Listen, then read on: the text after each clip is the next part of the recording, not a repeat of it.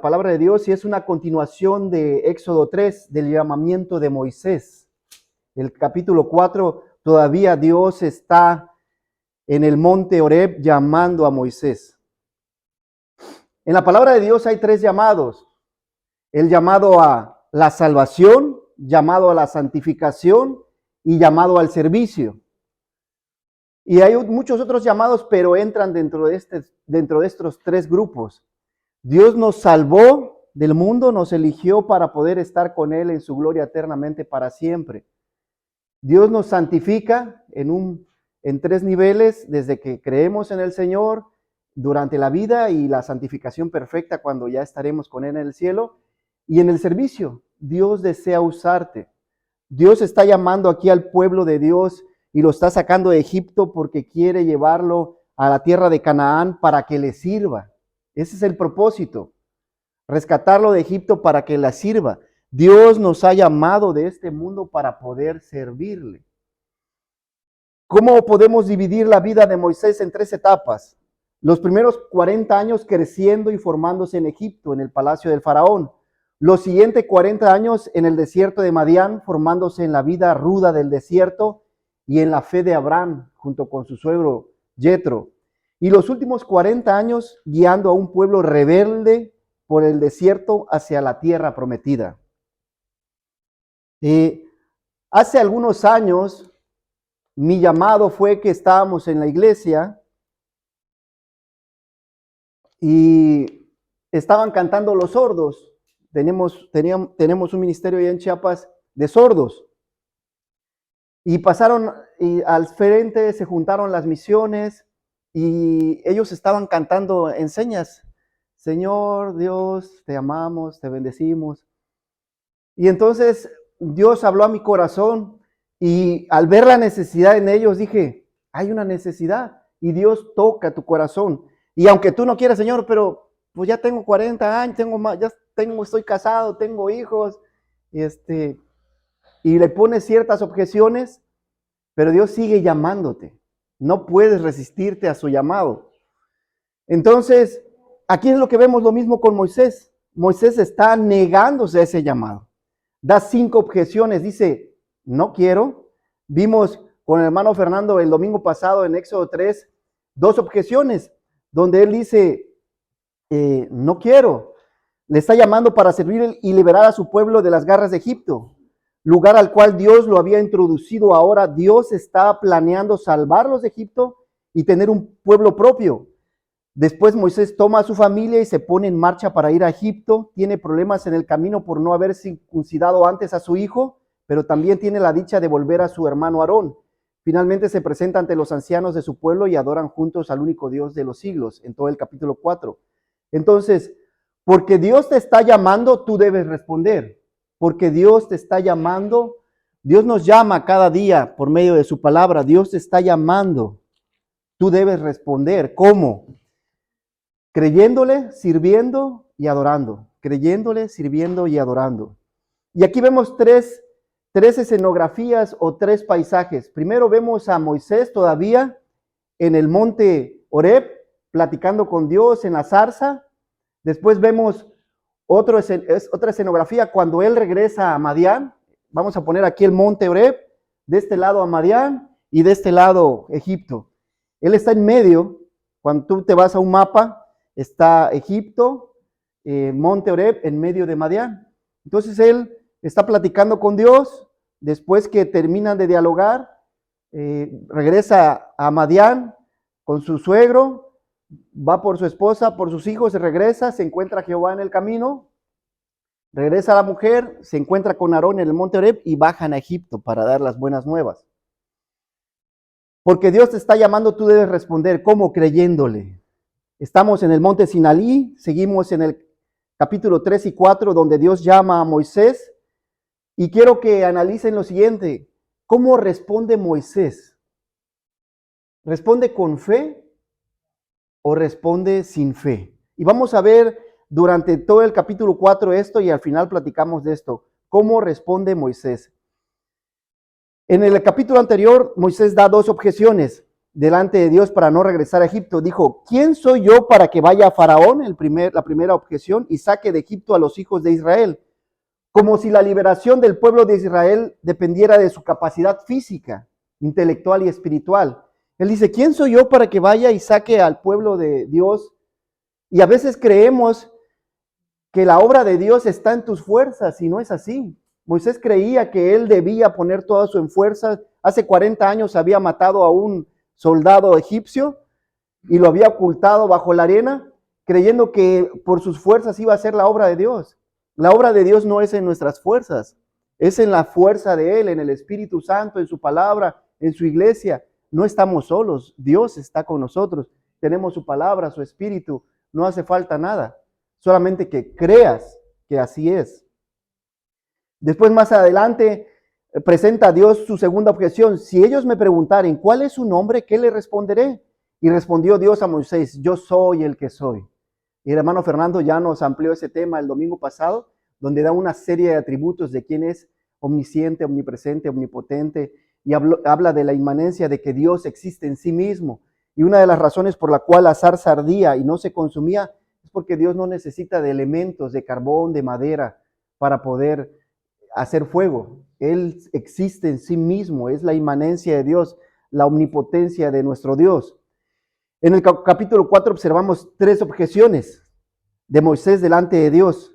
Entonces en el capítulo 4, versículo 1 dice, entonces Moisés respondió diciendo, he aquí que ellos no me creerán ni oirán mi voz, porque dirán, no te ha aparecido Jehová. Esa es la tercera objeción. No me van a creer. O sea, ¿qué evidencia llevo yo para que me crean? Porque dirán, no te ha aparecido Jehová. El principal problema del pueblo de Israel era su incredulidad. Y es un problema al día de hoy en las iglesias. Le costaba mucho creer, y aunque vio el poder de Dios, esta generación con la vara, al convertirse en una serpiente, el cual era símbolo del poder de Egipto y de la simiente de Faraón, porque Faraón tenía la simiente de Egipto, era una serpiente, su símbolo. Ninguna otra generación en el Antiguo Testamento vio tanto la mano poderosa de Dios al ver las plagas, al presenciar el mar rojo partirse en dos, al ser refugiados por la nube de día y de noche que los resguardaba de la inclemencia del frío y del calor, al adorar a Dios en el tabernáculo y ver la Shekinah y ver la presencia misma de Dios, al ser provisto de todo lo que necesitaban en el desierto, agua, comida y el cuidado y el peligro que hay en el desierto, nunca creyeron. Esa generación fue incrédula. Y la pregunta es tú, ¿cómo estás con tu fe? ¿Crees a Dios? ¿Crees a su palabra? ¿Crees a la iglesia que Dios ha establecido para expandir su reino por el mundo? Y lo dice allá el autor de Hebreos en 3:7, si oyeres hoy su voz, no endurezcáis vuestros corazones como la generación en el día de la tentación en el desierto, donde me tentaron vuestros padres.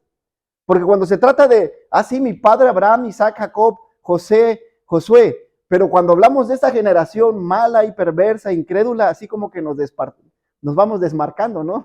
Yo no pertenezco a ellos, venimos de este tipo de pueblo. Este es nuestro pueblo. Y vieron mis obras por 40 años, a causa de lo cual me disgusté contra esta generación y dije, siempre andan vagando en su corazón y no han conocido mis caminos. Por tanto, juré en mi ira, no entrarán en mi reposo. ¿Cómo está tu fe el día de hoy? ¿Andas en el camino del Señor? ¿Vives conforme a su voluntad o andas en tu propio camino? Quienes fueron los que habían oído y visto todos los milagros le provocaron. ¿No fueron todos los que salieron de Egipto por mano de Moisés y con quienes estuvo él disgustado por 40 años? ¿No fueron los que pecaron, cuyos cuerpos cayeron en el desierto y a quienes juró que no entrarían en su reposo, sino aquellos que desobedecieron? Y vemos que no pudieron entrar a causa de su incredulidad. Y si algo nos pide Dios el día de hoy es que le creamos. Mirad, hermanos, que no haya en ninguno de vosotros corazón malo de incredulidad para apartarse del Dios vivo, antes exhortándonos los unos a los otros cada día, entre tanto que sepamos que aquel día se acerca, para que ninguno de vosotros endurezca su corazón por el engaño del pecado, porque somos hechos participantes con Cristo con tal de que retengamos firmes hasta el último día de nuestras vidas nuestra fe. Porque el pecado puede seducirnos y llevarnos y apartarnos de la fe de nuestro Dios. Nos puede, como un anzuelo, atraernos. El mundo quiere seducirnos. La carne quiere que vayamos al mundo. El enemigo quiere que nos alejemos de nuestro Dios. Y el versículo 2 dice, y Jehová dijo, ¿qué es eso que tienes en tu mano? Y él respondió, una vara. Y él le dijo, échala en tierra, se convierte en una serpiente, va y la toma por la cola y se vuelve a convertir en una vara. Nuestro Dios siempre va a pedirnos que sirvamos con todo aquello que tenemos a la mano. No te va a pedir que hagas milagros a menos que Él quiera secundarte en ello. Él te va a pedir tu casa para que le sirvas, tu carro, tu familia, tu iglesia, tu presupuesto, con todo aquello con lo cual puedes echar mano de la vida eterna para honrar a nuestro Dios en todas las áreas de tu vida, en el trabajo, en la familia, en la iglesia. Él te va a pedir lo que tienes a la mano. Por esto te creerán que se te ha aparecido Jehová, le dijo, el Dios de tus padres. Y le da 3 señales, la vara, la mano leprosa y el agua hecha sangre.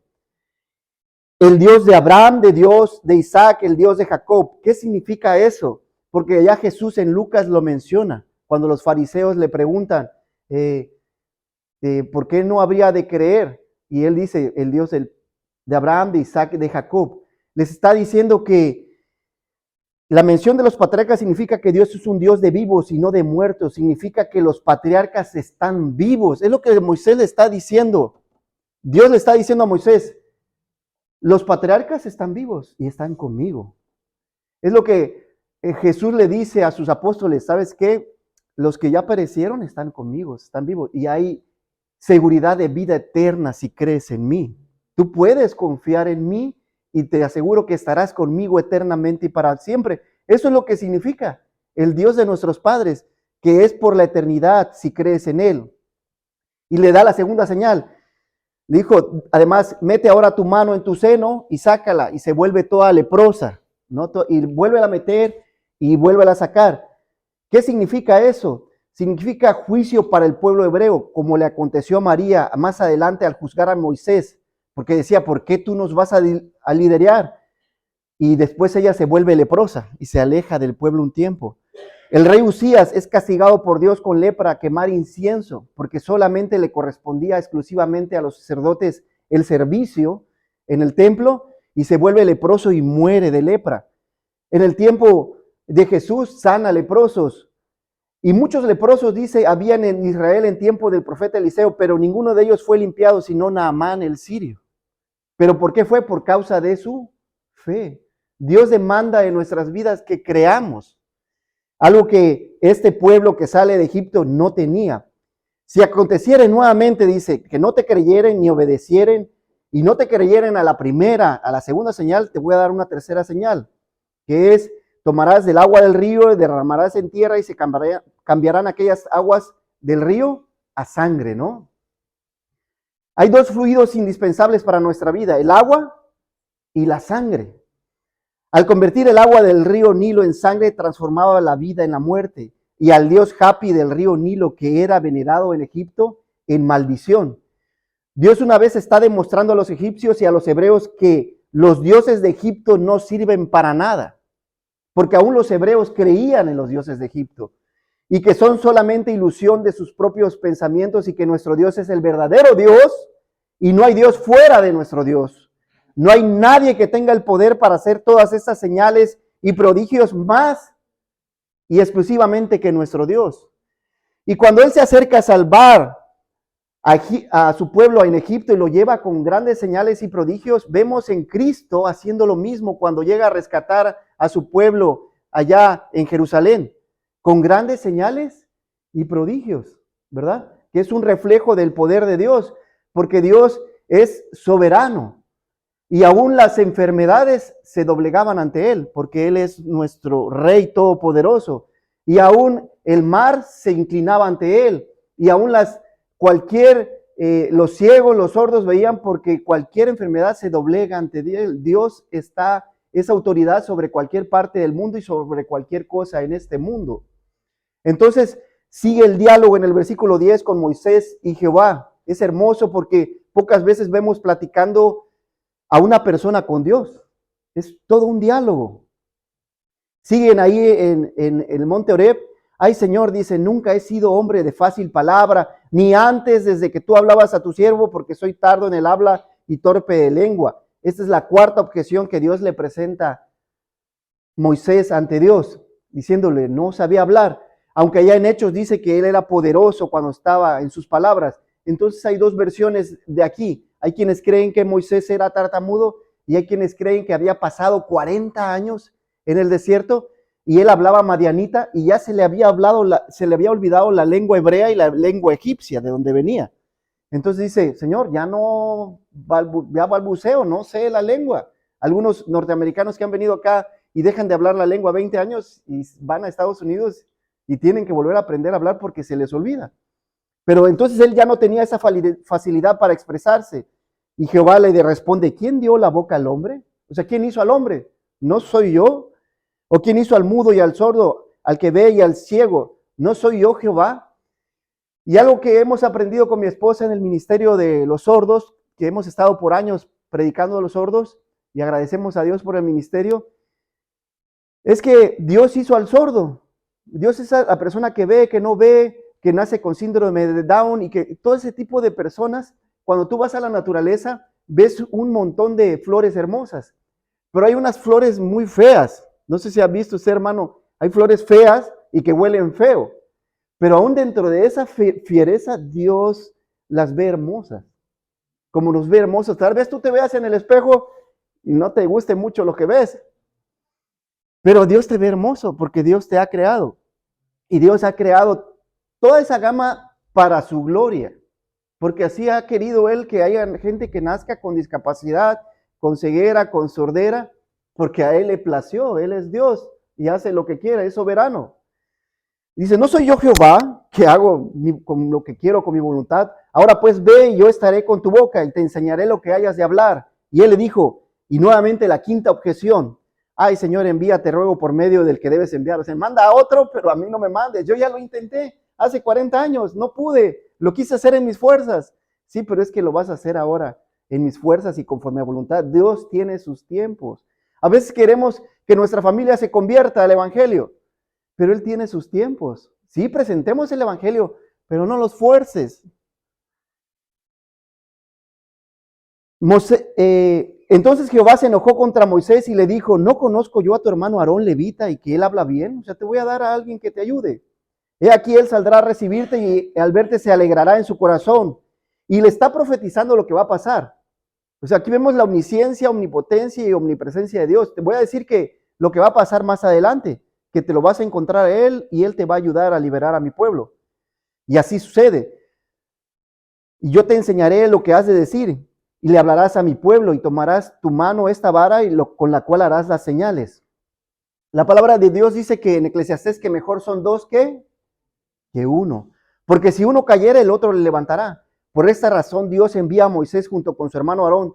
Dios envió a sus discípulos a predicar de dos en dos. El matrimonio se trata de dos personas, actuando como una, pensando y sintiendo y creyendo como una.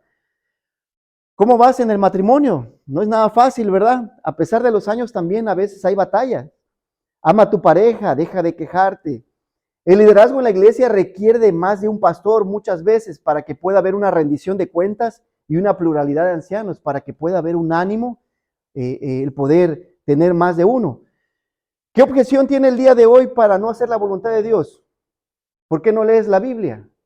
Porque tengo que trabajar y estudiar todo el día. ¿Por qué no oras?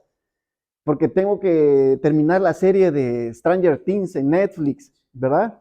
¿Por qué no le hablas a otras personas del amor de Cristo? Porque me da miedo, me da vergüenza. ¿Qué objeciones como Moisés? Moisés tuvo 5 objeciones para no servir a Dios. ¿Qué objeciones tienes tú hoy para no venir a la iglesia? Para no servir en la iglesia, para no servir a tu pareja, para no estar pendiente del devocional de tus hijos. ¿Otros 5 objeciones cada uno? ¿Qué te está pidiendo que hagas el día de hoy? Escucha la voz de Dios en tu corazón y obedécela. Y aunque tengas 80 años, Dios quiere usarte, como lo hizo con Moisés. No importa que tengas 20, 40, 60, 80, 100 años, Dios quiere usarte, Dios no ha terminado contigo. Hasta el último jalón de aire que haya por los pulmones, hermano, Dios desea usarte. Dios va a usarte, eres la sal de la tierra, eres la luz del mundo. Deja de poner excusas para servirle, para venir a la iglesia, para leer su palabra, para hacer su voluntad. Ya notamos que hay 5 objeciones de Moisés. Ahora veamos si responde con fe o no. Él regresa a Madián. Todo esto sucede en el monte Horeb. Después dice que regresa a Madián con su suegro Yetro. Ya no está en el monte Horeb, varios kilómetros, varios días de distancia. Y regresa aquí con papito suegro y con su esposa y con sus hijos. Entonces, porque Dios te ha llamado, tú debes responder. ¿Cómo? Primero, creyéndole y segundo, sirviéndole. Dios le está llamando para servirle. Para eso Dios nos ha llamado, para que le sirvamos. Así en el versículo 18 fue que Moisés, volviendo a su suegro Yetro, le dijo, iré ahora y volveré a mis hermanos que están en Egipto para ver si aún viven. No le explicó la grandeza que Dios había hecho con él. Como una verdad a medias, todavía no está muy convencido Moisés. Voy a ir a visitar a mi familia allá a Egipto para ver si está con vida. Mi papá, mi mamá, mis hermanos. No le dijo, el Dios de mis padres me visitó y me dio por 3 señales para que yo vaya y libere a su pueblo. Porque él no estaba muy convencido. Va a decir mi suegro, está loco Moisés.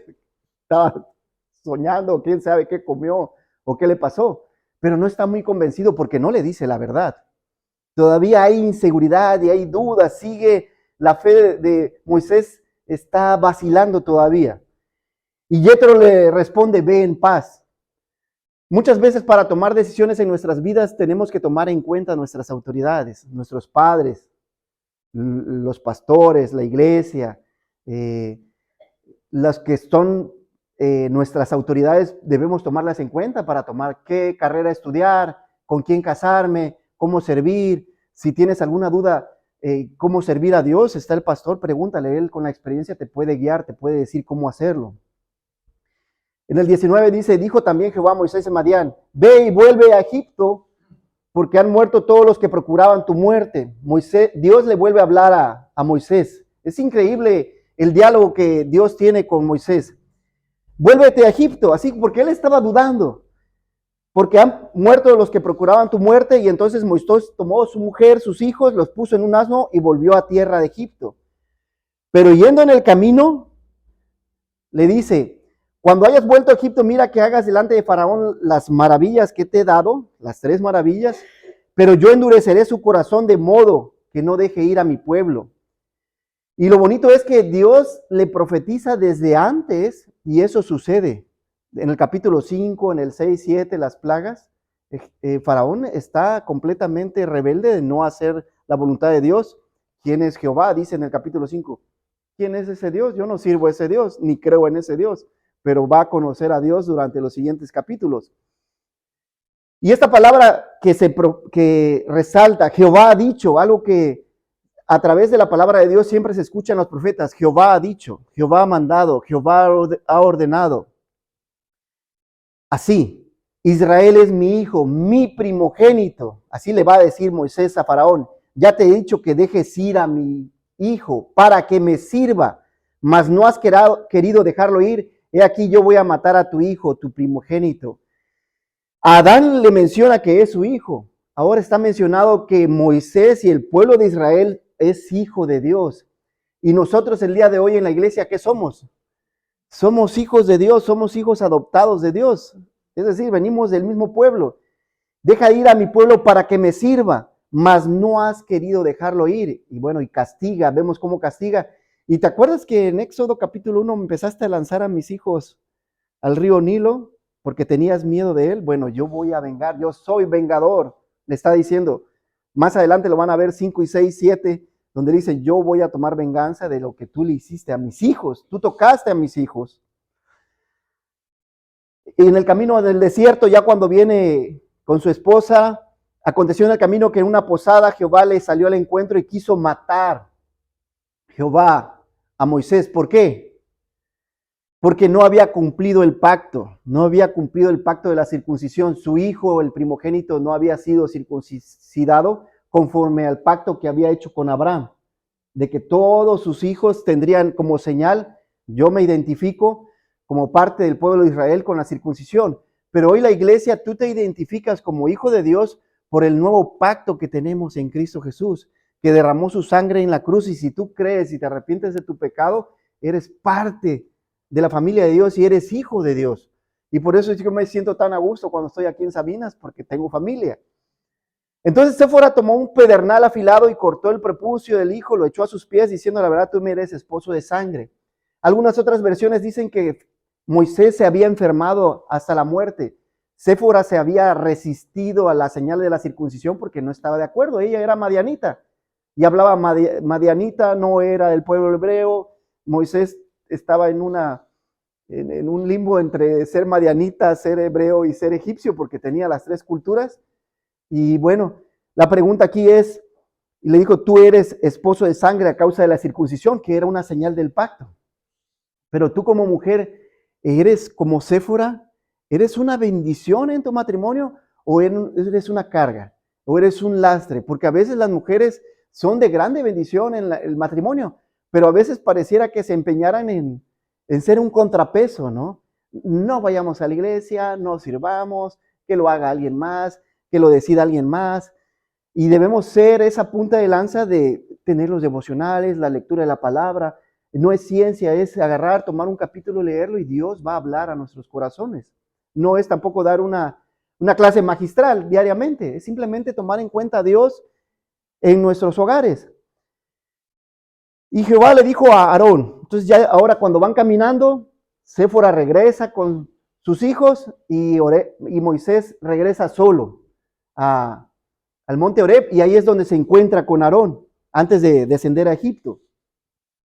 Se encontraron, se besaron, y me imagino, aunque el texto no lo dice, le dice, entonces, en el 28, como todo Moisés, Aarón, todas las palabras de Jehová que le había enviado y todas las señales que le había dado. Me imagino que lo llevó al monte Horeb, y donde había estado la zarza consumiendo, le dijo: aquí se me apareció Dios y me dio 3 señales, y yo le dije 5 veces que no, y ya nomás hasta que se enojó y lo molesté. Y pocas veces Dios se enoja y se aira de esta manera, como lo hace allá cuando se enoja con la mesa de los cambistas y volca la mesa. Y no me pude resistir a su llamado, y aquí es un tiempo de adoración, de comunión, de acuerdo, y de saber que para el servicio de Dios necesitamos los unos a los otros. Para que la iglesia pueda permanecer firme, nos necesitamos los unos a los otros. Es necesaria tu presencia los miércoles, los domingos, en todas las actividades que hagamos, el poder poner en práctica lo poco o lo mucho que aprendamos. Y si te llevas una oración de aquí a casa para poner en práctica, gloria a Dios. Con algo, llévate algo para poner en práctica, que es lo más importante. En un servicio de ordenación al candidato se le hizo la pregunta. Estaban ordenando un pastor. ¿Ha sido usted llamado por Dios? El pastor interrogado se puso así medio ruborizado, tartamudeó, miró como si un oficial de tránsito le había sacado una multa y no sabía para dónde ver. Y dice: discúlpeme, ¿qué me está usted preguntando? Sí, le dijo el que le estaba interrogando. Procuró ser bondadoso y le preguntó: ¿por qué desea usted entrar en el ministerio? A esto respondió el candidato: bien, pues es una posición respetable, yo creo que puedo hacer algo bueno para el Señor. El interrogador le dirigió una sonrisa para animarlo y que volviera a contestar, porque esa no era una respuesta, ¿verdad? Y prosiguió el candidato: mi pastor me asegura que uno tiene una vida protegida y segura por Dios, muy agradable, culta, asociada con la mejor clase de la iglesia y con los mejores libros. Yo siempre he deseado una vida de variedades con un sueldo asegurado. Esa no es una respuesta para el llamado de Dios. Dios te está llamando a servirle, tal vez no al pastoreo, pero el llamado al servicio es para todos. No, pues eso nada más que lo atiende el hermano Daniel, el hermano Benito y el hermano Fernando. No es solamente el llamado al servicio, es para el pastoreo o para el diaconado, es para cada miembro de la iglesia. Dios desea que cada uno de nosotros como cuerpo del miembro de Cristo le sirvamos. Busquemos cómo servirle. En el trabajo le servimos a Dios porque servimos, ya nos platicaba Fernando en la clase, cómo podemos servir, siendo honestos. en la escuela, siendo veraces con los vecinos, con los parientes. La hermana decía que se reunió con sus hermanos. Tenemos que hablarle del amor de Cristo. Hay muchas formas en que podemos servir a Dios. En la música, en la predicación, en la enseñanza, en la limpieza. Acérquese usted con el hermano Daniel y verá usted que lo podemos ocupar aquí, lo podemos contratar para servir al Señor de una o de otra manera. Te animo, mi hermano, a que seas una persona servicial donde quiera que te encuentres, que el cristiano se dé a conocer por ser una persona que está dispuesta a servir bajo cualquier circunstancia. Podrías decir, ya estoy viejo. Si Dios usó a Moisés a sus 80 años, el Señor seguramente te utilizará a ti teniendo 20 años, de diferentes maneras, sin importar la edad que tengas. Dios desea que tú le sirvas. Es verdad que ya no tienes las fuerzas para hacer muchas cosas que antes hacías. Pero puedes orar todos los días por la expansión del evangelio, por tu iglesia, por los matrimonios, por los hijos. Y por supuesto que Dios te oirá y Él responderá a tus oraciones como lo hizo con Moisés. Hay muchas formas de servir. No necesariamente tiene que ser al frente como los de artillería pesada. Puede ser desde atrás, puede ser en oración, puede ser en animar, puede ser en exhortar, puede ser en visitar. Hay muchas formas que podemos servir a Dios. Y ahora baja Aarón y Moisés, ahora van a Egipto y ya llegan con el pueblo, con los ancianos, les presentan las señales y la gente cree y adora. ¿Qué era el propósito de las 3 señales? Te voy a dar 3 señales, le dice Dios a Moisés, y el pueblo creerá, y el pueblo cree. No es una casualidad de Dios, tratándose de Dios. Dios es Dios, y Él tiene el poder para decirte lo que va a pasar. Y Él nos dice lo que va a acontecer aún en el futuro, cuando nos dice que va a venir un tribunal de Cristo y Dios va a premiar toda buena obra. Así no nos cansemos de hacer el bien, porque a su tiempo segaremos. El pueblo cree, oyendo que Jehová había visitado a los hijos de Israel, que se había visto su aflicción, que habían estado orando, se inclinaron y adoraron. Así termina el capítulo 4. La adoración es parte de todo creyente. Dios nos ha llamado para adorarle. Cuando vemos a Adán cómo adoraba a Dios, cuando trabajaba cuidando el huerto, cuando le ponía nombre a los animales, cuando tenía comunión con Dios, cuando vemos a Caín y Abel ofreciendo sacrificio, vemos una forma de adorar. Cuando vemos a los patriarcas Abraham, Isaac, Jacob dando adoración, aunque ellos neófitamente no habían formas de cómo establecer un altar, ellos adoraban a Dios. Vemos a Moisés cuando lleva al pueblo al desierto, le adora al Dios. Ya que en el tiempo de los reyes se hace un tabernáculo, un templo, y era para adorar. Pero el día de hoy tenemos al Espíritu Santo en nuestro ser y podemos adorarle. Digo, sí es importante, por supuesto, venir a la iglesia, pero podemos adorar a Dios cada día porque el Espíritu Santo mora en nosotros y el Espíritu Santo es Dios, ¿verdad? Y ha decidido morar en el creyente, en cada uno de nosotros. Entonces, cuando debemos tener cuidado con lo que vemos y con lo que hacemos. Por eso cuando Dios llama a Moisés, de los 3 llamamientos, Dios lo llama porque lo rescata de las aguas, le da vida a través de Egipto, del enemigo, lo mantiene durante 40 años. Cuando lo llama en la zarza ardiente, dice que quita los sandalias de tus pies porque el piso que pisas es santo es. Te llama a santificación y después para el servicio. Dios quiere limpiarte del pecado que trae uno del mundo para poder utilizarte. Esa es la adoración. Los cristianos hoy en día tienen que vivir sus vidas de acuerdo a los principios de Jesucristo. Esto significa que debemos amar a Dios sobre todas las cosas y a su prójimo como a sí mismo. También significa que debemos seguir los mandamientos de Dios y hacer su voluntad. Debemos tratarla con respeto y amor, perdonándonos también los unos a los otros. También debemos ser honestos, justos e íntegros en todas nuestras acciones, palabras y pensamientos. En resumen, los cristianos hoy en día deben vivir de acuerdo a los valores y principios de su palabra. La iglesia es un bonito ejemplo de adoración. Venimos y oramos. Al orar, adoramos a Dios. Venimos y cantamos. Es una forma de adorar a Dios. Venimos, diezmamos y ofrendamos. Es una forma de decir, Señor, a ti te pertenece todo y de lo recibido de tu mano te damos. La otra forma de adorar es la palabra de Dios, escucharla y la ponemos en práctica. Otra forma de adorar es sirviéndonos los unos a los otros. Otra forma de adorar es cuando salimos de la iglesia, tenemos todo el mundo para evangelizar.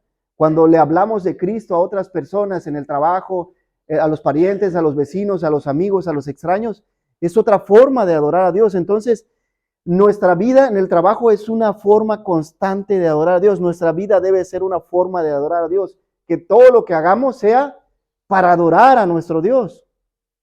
Porque para eso Dios nos ha llamado, para adorarle. Y encontramos similitudes en el llamado de Moisés con Cristo. Moisés fue llamado y Cristo dice, de Egipto llamé a mi hijo, ¿verdad? Cuando lo lleva a vivir a Belén y después lo crían sus padres y después le sirva con un propósito. Fueron llamados, ¿cuántos apóstoles? Fueron llamados 12 apóstoles para servicio. Y Dios nos ha llamado para servirle. Somos hijos suyos, somos sus discípulos, somos sus criaturas y desea usarnos. Sin importar la edad que tengas y el conocimiento que tengas, Dios va a usarnos a cada uno. Pero solamente necesitamos creerle, servirle y adorarle. Hay similitudes de Moisés con Abraham. Dios también llamó a Abraham, ¿se acuerdan? ¿De dónde lo llamó? De Ur de los Caldeos, y lo llevó a la tierra prometida y lo anduvo vagando por ahí. Y aunque no recibieron lo prometido, él permaneció fiel a la promesa que le había dado, porque Dios siempre fue fiel, siempre había permanecido fiel a sus promesas y murió creyendo.